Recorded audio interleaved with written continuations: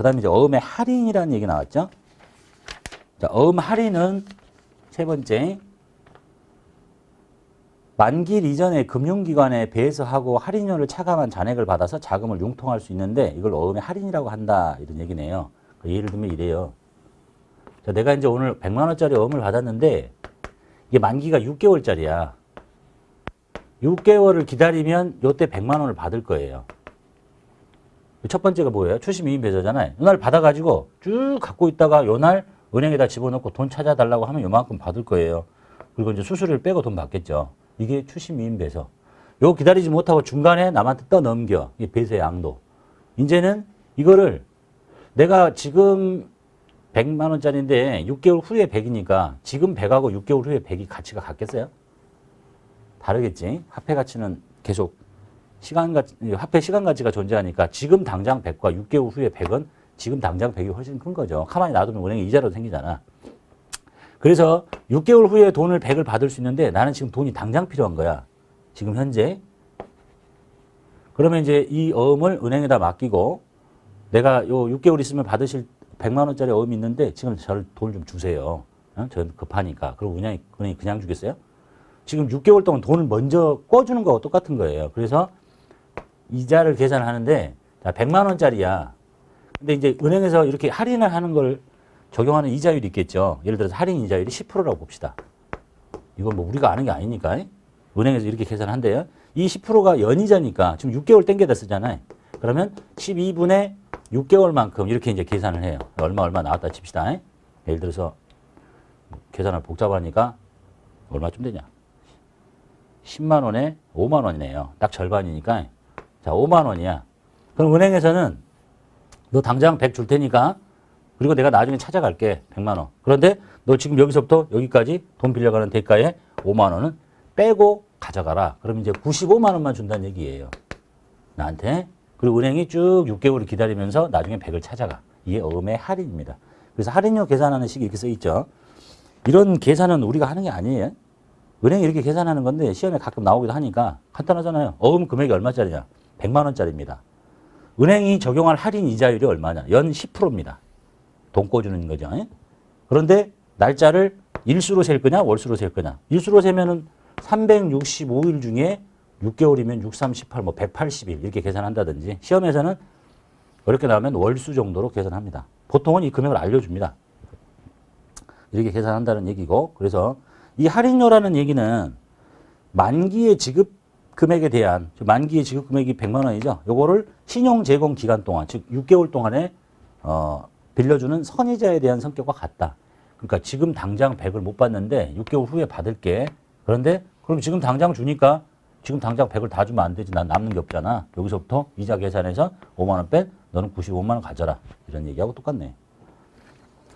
자, 그 다음에 일반적으로 매출채권을 금융기관 등에 이렇게 할인하는 거래에 대해서는 해당 금융자산의 미래 경제적 효익에 대한 양수인의 통제권에 특정한 제약이 없는 한 양수인은 은행입니다. 내가 이제 은행에다 어음을 넘겼는데요.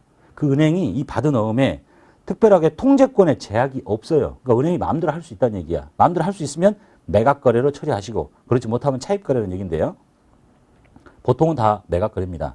그러니까 내가 은행에다가 어음을 주면서 어음 맞겠죠. 그리고 이제 95만 원을 받았다 내가 썼어요. 근데 마음이 여기 6개월도 안 됐는데 은행에서 다시 어음 주세요. 나 딴 데 쓸 데 있어요. 이렇게 하면 이 금융기관이 통제권을 행사할 수가 없잖아요. 응? 그런 경우가 아니면 그냥 다 매각거래다라고 보시면 되겠네요. 자, 그래서 매각거래와 차입거래의 해계 처리가 좀 있는데 보통은 다 매각거래니까 차입거래는 상식적으로 봐두시기만 하면 되겠고요. 자, 요 상황에 이제 사례를 볼게요. 창제상에 상품 40만 원을 매출했어요. 동사가 발행한 약속은 받았거든요. 그러면 받을게요. 받으러 40만 원 매출했다고 그랬죠? 상품을 팔았네요. 상품 매출 40만 원.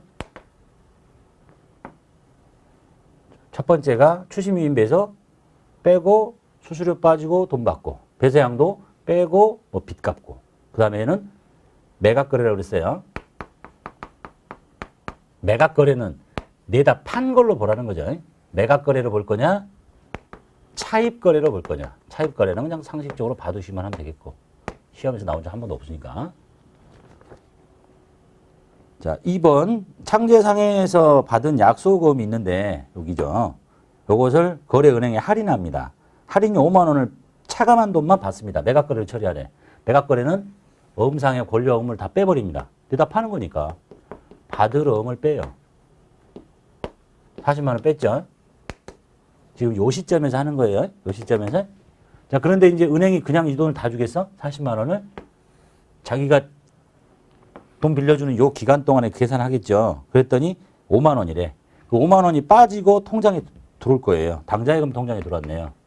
당좌예금에다가 할인료를 차감한 35만 원만 들어옵니다. 그럼 이제 여기 요렇게 계산한 거 이런 식으로 계산했다는 얘기죠. 그래서 5만 원이 나왔어. 이 5만 원을 뭐라고 할 거냐? 신용 제공 기간 동안에 이자한 거죠. 이거를 뭐라고 부르냐면 이 이름 외우셔야 되겠죠. 잘 못 외우시더라. 근데 매출 채권 처분 손실이라고 합니다. 강의를 많이 해보는데 이게 지금 다루면 아는데 좀 지나면 다 잊어버리더라고. 자, 보세요. 이게 뭐야? 매출 채권이잖아. 외상 매출금 받으러 매출 채권이죠. 매출 채권을 어떻게 하고 매각 거래로, 매각은 뭐야? 내다 팔았다는 거죠. 처분하고 비용이 생긴 거지. 매출 채권 처분 비용 이렇게 했으면 좋겠는데 매출 채권 처분하고 손해가 생겼다. 매출 채권 처분 손실이라는 이것도 비용이에요. 영업의 비용. 이렇게 처리하시래요. 요 이름 기억하셔야 되겠네. 매각 거래일 때 매각 거래니까 내다 파는 거야. 이렇게 없애버려. 그리고 돈 받고 그 할인료라고 검색하지 마세요. 시험 볼 때 이제 학생들이 할인료 이렇게 나오니까 할인료 찾으면 안 나오지. 매출 채권 처분 손실입니다. 되셨죠? 자, 그 다음에 이제 매각 거래가 아닌 차입 거래 볼게요. 이 차입 거래는 뭐야? 돈 빌려온 걸로 보는 거지. 즉, 이 어음은 은행에 들어가 있어요. 어음을 은행에 담보 잡히고 돈 꾸는 걸로 보는 거예요. 그래서 저기 앞에 보셨죠? 담보 제공은 회계처리 대상이 아니에요. 어음이 은행에 들어가 있는데 그 어음을 담보로 돈을 꾸는 거니까 일단 여기부터 쓸게요. 돈이 들어오는 거 똑같다 칩시다.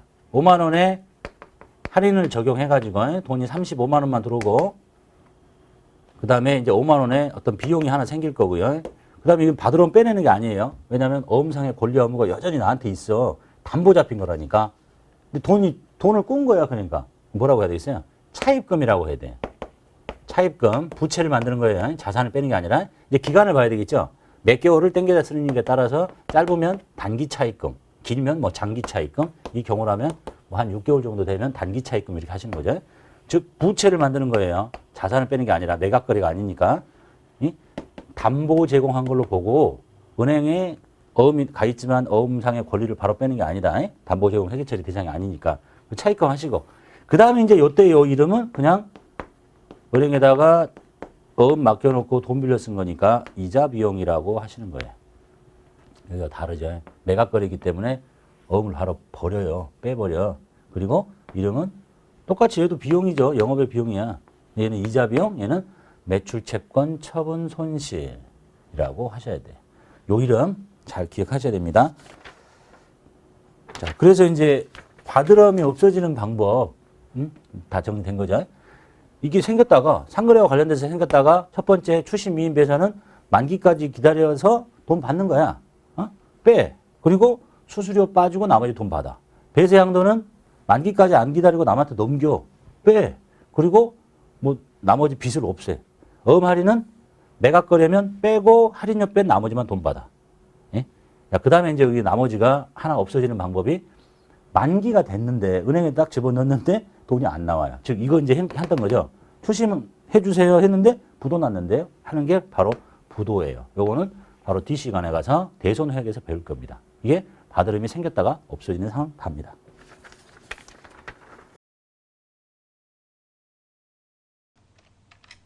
(7번) 거래처 처칠상사로부터 받은 약속금 100만 원을 만기 전에 거래은행으로부터 할인받습니다. 할인료 38,000원 빼고 통장에 입금이 됩니다. 단 할인된 어음은 매각거래로 가정한다. 당연히 매각거래인지 뭐 차익거래인지를 설명해 줘야 되겠지만 보통 출제되는 건 다 매각거래라고 보시고 아무 말이 없어도 매각거래로 처리하시면 되겠습니다. 받으러 뺄게요. 처칠 7번째 회사 100만 원. 그리고 이때 할인료는 할인료가 아니에요. 매출채권 처분 손실이라고 합니다. 매출채권 처분 손실 금액 38,000원. 그리고 나머지가 보통예금 통장에 들어옵니다. 96,200원. 8일자 용팔 상사로부터 매출대금으로 받아 보관 중인 약소금, 즉 받으럼이란 얘기고, 이 500만 원을 만기 전에 거래은행으로부터 할인받고 할인료 15만 5천 원 빼고 보통예금 통장에 들어오고 매각거래로 처리해라. 대변에 받으럼 8번째 용팔 상사 500만 원짜리 없애고, 그때 할인료는 할인료가 아니에요. 이렇게 요즘 생각이 안 나서 저러신 분 많던데, 매출 채권 처분 손실 금액 155 플러스, 그리고 나머지는 보통 예금 계좌로 입금 받습니다. 이게 할인에 대한 얘기네요.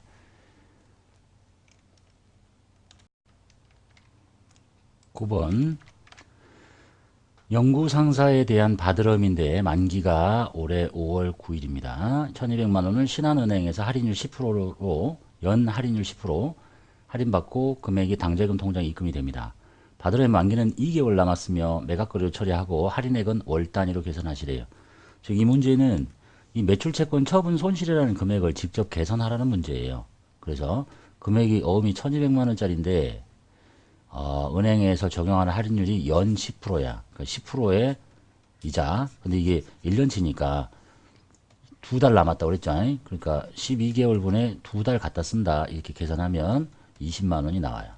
그래서 즉 이 금액을 안 가르쳐 줄 테니까 계산해서 풀어라는 문제가 되겠네요. 대변에 받으럼을 없앱니다. 그래서 영구상사 걸고, 이러면 매출채권 처분 손실인데 1200만 원 곱하기 10% 곱하기 12분의 2달 해서 20만 원을 직접 계산하라는 얘기네요. 나머지는 당좌예금 통장에 들어왔으니까 당좌예금의 증가로 처리하시면 되겠죠.